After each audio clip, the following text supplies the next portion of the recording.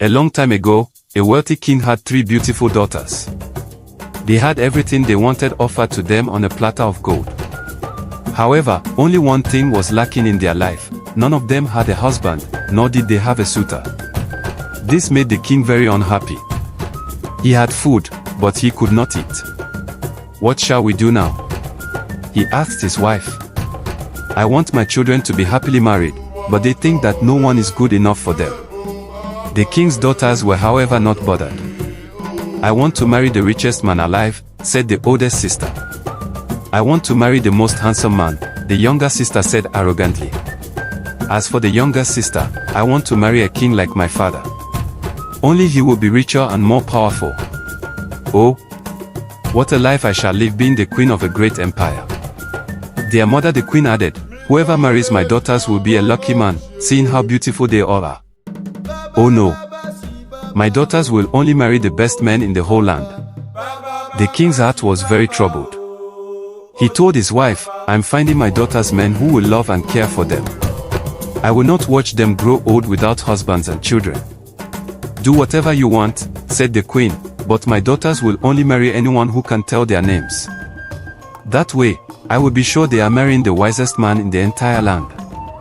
It was announced throughout the land that the king wanted the wisest man to marry his children. Whoever could tell their names would be given their hands in marriage.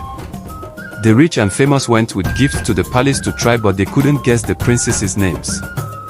No one ever called them by their real names. Everyone called them the princesses.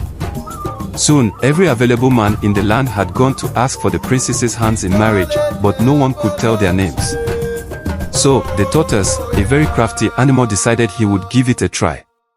But before he went to the palace, he sneaked around the princesses, following them everywhere without their knowledge. Just when the tortoise started to think there was no hope for him, luck smiled on him one day. The princesses went apple picking on the outskirts of the town. They hadn't gone very far when the youngest princess saw a bike. Now, a bike was a very uncommon sight in those days. The youngest princess was so excited that she started singing. As she sang, she called her older sister by her real name. The younger sister rushed over, and she did the same, calling their oldest sister. They ended up singing together, dancing around the bike and calling each other's name. That was how the tortoise knew all their names. But alas, the tortoise remembered all the princesses' names. He went to the palace and told the king.